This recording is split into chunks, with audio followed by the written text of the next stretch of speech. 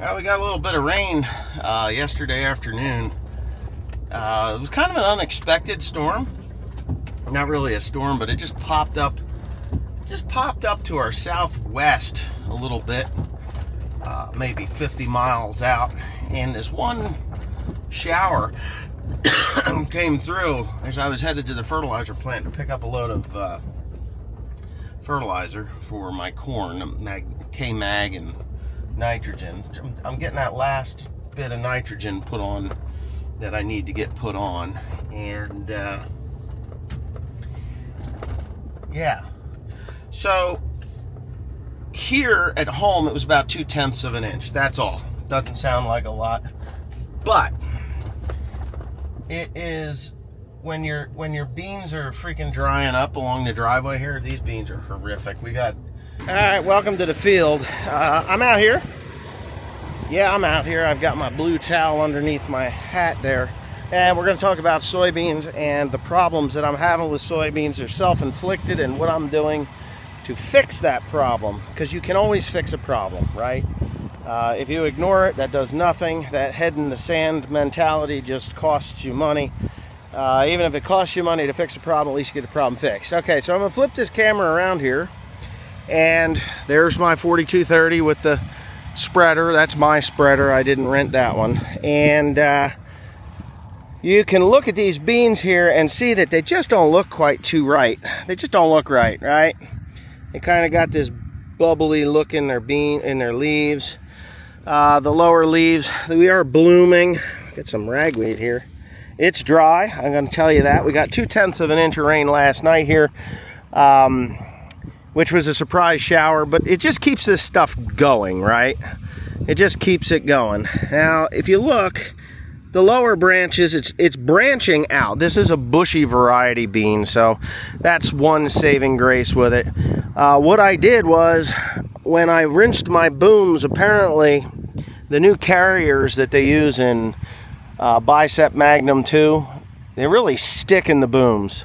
That atrazine does. And I rinsed my tank, I flushed it, then I rinsed it, then I dumped ammonia in, and I rinsed it out with ammonia, and then I rinsed it with clean water, and then I went ahead and I put my glyphosate in there, or Roundup. These are Roundup Ready Liberty Link beans. Roundup is a soap. It's a soap. And if there's any type of herbicide that you think that you may have in there, it's going to wash it out. I swear to Pete, it does. So anyway, I sprayed 55 acres, and there was enough atrazine left in there that it caused this deforming leaf here, right there. And even the new leaves that are coming out are a little bit deformed. So in the past, I've done this very same stupid thing. And that was, like, oh man, what am I going to do? And I put nitrogen on. And nitrogen is great for soybeans. It will force them into a recovery, but you got to have rain. And we're supposed to get rain, like real rain, by Friday. And you can hear the wind. But I kind of want to kick the ground here. I'm going to show you. There is moisture here. So we have gotten moisture. Now,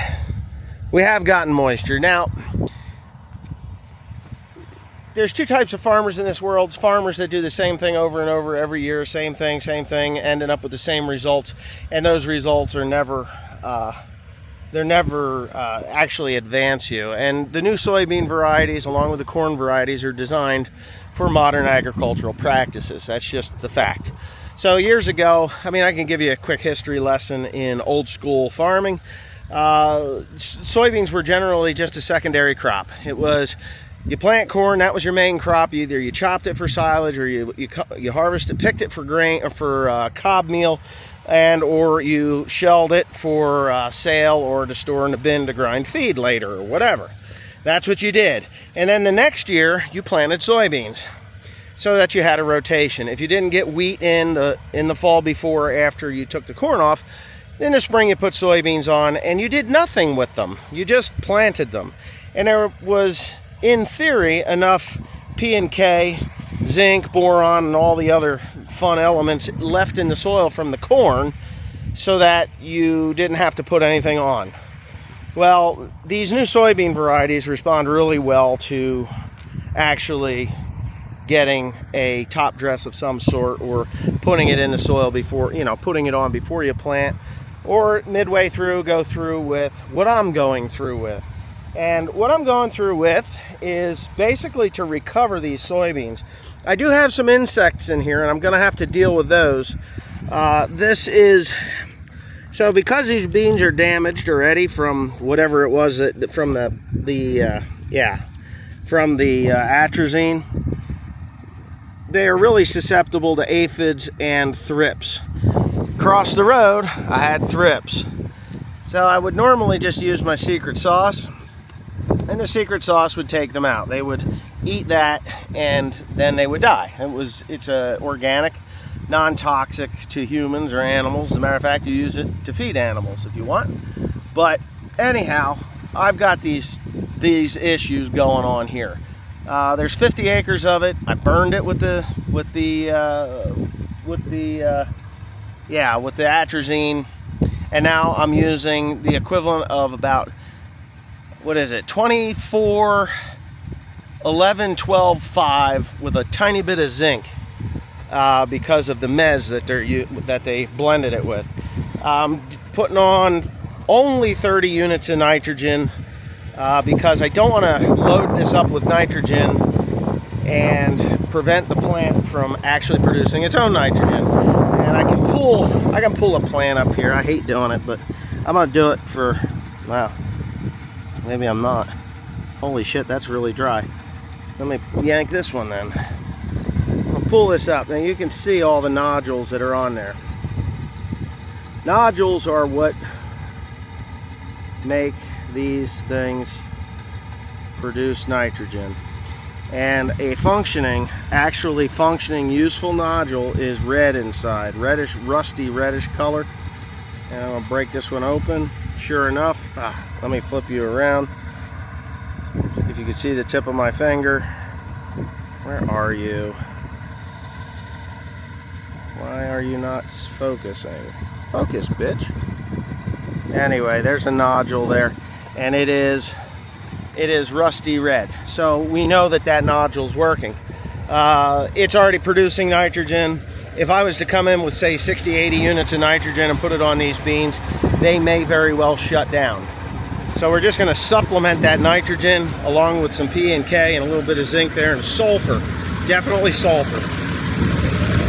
It's about 8 or 10 pounds of sulfur. 8 pounds of sulfur to the acre from the ammonium sulfate, and we're good to go. So that's what I'm doing. I'm recovering this. I can admit my mistakes. I fucked up, and now I got to fix it. So usually that costs you, but soybeans are like a bad relationship. They like to be beat up a little bit.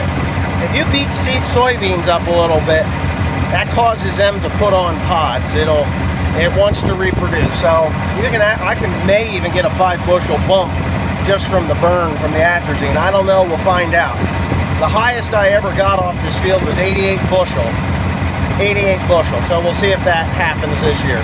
Anyway, goodbye. All right, so I'm going to show you some corn now. This corn, when was this corn planted? Not even a month ago. We're shoulder high. If you take a look, about shoulder high, right? Shoulder high, something like that. Where are you? Yeah, about shoulder high. It's got good color to it. This is, yeah, I'm pretty happy with this. Pretty happy with this. If you see, you can see the straw. I planted this into a wheat stubble, out into a very thick wheat stubble. We did run it over the vertical tillage machine, straight cut, before I planted, and it really did a nice job. So there's a lot of people like to pick on regen ag. I'm learning. I just want everybody to know I'm learning, and I make mistakes, and I'm not perfect, and neither are my crops. I'm just trying to do the best I can and save money where I can. But I will not, I'm going to repeat this a couple times, I will not sacrifice a crop over pride. I'm a very proud guy, but and I'm confident in what I'm doing. But if something's not right, I'm going up to the fertilizer plant and I'm going to ask them what I can do to correct this, because what I'm doing isn't working, right? So there's a lot of arrogance in regen ag. If you just watch like Gabe Brown, he's a nice guy and everything, but he's arrogant, and he's earned his right to be arrogant. But I'm just going to show you what I did, and obviously this cornfield looks pretty good. This corn was purple back on June 17th. This is one of the fields that was just purple. It was purple. You know, purple. Yeah, so what do you do when you got purple corn, right? You cry, right? You're just like, oh my God, what am I going to do? But anyways, I'm going to get down here on my hands and knees beneath the canopy here. We are canopied, obviously. We had 2/10 of an inch of rain last night. 2/10 of an inch of rain is like me pissing on the ground. That's the equivalent of 2/10 of an inch of rain at 95 degrees temperature. But this is what the residue leaves you, right? This is what the residue leaves you. It leaves you nice, moist ground. So if I go here where it's kind of open and I pick at it, it's pretty dry, right? I got to dig down quite a ways before I actually get to dark soil. So I dig a 1/2 inch to dark soil there, but I just do this and I pick up that straw and it's dark, automatically dark. It's just dark. So this is my achievement. This is what I'm hoping to achieve when I'm doing this, is to get a good enough base of residue. So not only is that residue holding moisture, but it's also holding nutrients. Now that's where I think I've had problems. Why this stuff was purple is because there's so much nutrient being tied up in that. Holy cow, there's a Monopoly freaking game this thing's trying to play on me. There's so much nutrient tied up in this residue that it wasn't being released, because we really haven't had any huge amounts of rain. But it being tied up in there caused these things to go purple, which in turn caused me to have to put down what is it? Oh, come on, think, stupid. K-Mag, ammonium sulfate, and polycoated urea. That's what I ended up coming in with on these fields. Quite pleased with the results. I'm not going to lie. They look great. They look wonderful. So if we do get this soaking rain that they're calling for Friday, that just means that I'm going to be 2 steps ahead of everybody else. I'm going to have good infiltration of the water. I'm going to have nice nutrient transference into the roots for this ultra low minimum till. Like I just did the vertical tillage machine on here. One pass at 1.5 inches, 2. I think it was 1.5 inches on this. 1.5 inches, 2 inches. It all depends. Maybe it was 1.5 inches at the front and 2 inches at the back, because sometimes it's not easy to level that. I'm very pleased. Very, very pleased. Believe it or not, I'm quite ecstatic about this corn. You know, and I'm not in where you would consider this the best part of the farm. And I mean, I can walk through here and stick my camera down there. You will see what that is. So what this was last year was wheat. I combined the wheat and then I planted sunflowers. Now the sunflowers I planted was for the zinc, because sunflowers have an incredible ability to pull zinc up out of the ground, make it available to the corn crop. And yeah, so that's a thing. Wait a minute, where's my electric bike? Oh, it's right here. So that's a thing. I was kind of happy about that. Obviously there's deer damage along the edge here. Those bastards, you just can't get away from them. But yeah, so that's the update on the corn. I don't really have to do anything with corn. I finished up today top dressing nitrogen, sulfur, potassium, and magnesium. So K-Mag, polycoated urea, and ammonium sulfate. I put that on all of the corn at 175 pounds to the acre. Doesn't sound like a lot, but it is. It's 35 units of nitrogen which puts me to 210 units of nitrogen on all my corn. Look how nice the color is. The polycoated urea and or ESN and the ammonium sulfate. The polycoated urea releases every time there's a rainstorm. It spits out a little bit of nitrogen, and the ammonium sulfate has a positive charge, and it sticks to the clay particles and releases. It just holds there and until it gets washed into the root system by the rain. And because we've had plenty of moisture here, there hasn't been plenty of moisture here. If I go up to the soybean field, because they were, well, I don't have soybeans up here, I just got corn. Well, the soybeans that I was in earlier, it's bone ash dry, and that's less than a half a mile from here. So it's just the farming practice. I hope you guys are enjoying this stuff. I'm learning with Regen Ag. I'm not like 900% all in on it. I am using commercial fertilizers yet, just in reduced amounts, because I know that it's there from last year. It gets broken down. It's bound up in this cover crop, and that's where some of my problem was. So small amounts and life is good. I did do the tissue tests. I think I showed everybody that I did that, and which it was done in a panic. I mean, I'm trying to do this in a not panicky way, but when my corn is turned yellow, it's like, what the blankety blank is going on here? I got to figure this out. And it's like, well, okay, yeah, what am I gonna do? And I got sweet corn right over here. I got 2 acres of sweet corn. Boy, is it looking good. Holy cow, is it looking good. It's looking really good. It's looking really good. So I'm gonna have sweet corn. So to my property owners and friends and family that want some, it's here. I don't want to see people selling it. I would like them to come and enjoy it. That's all that is about. Anyway, that was actually grown with no commercial fertilizer. That was done with organic fertilizer. You know, I did use herbicide, but I did not use any commercial fertilizers on it. 100% organic fertilizer. So anyway, with that being said, yeah, so we're trying. I'm trying to do something. The tissue analysis told me that I was low in a couple of things, but it was available in the soil. It just wasn't getting to the plant.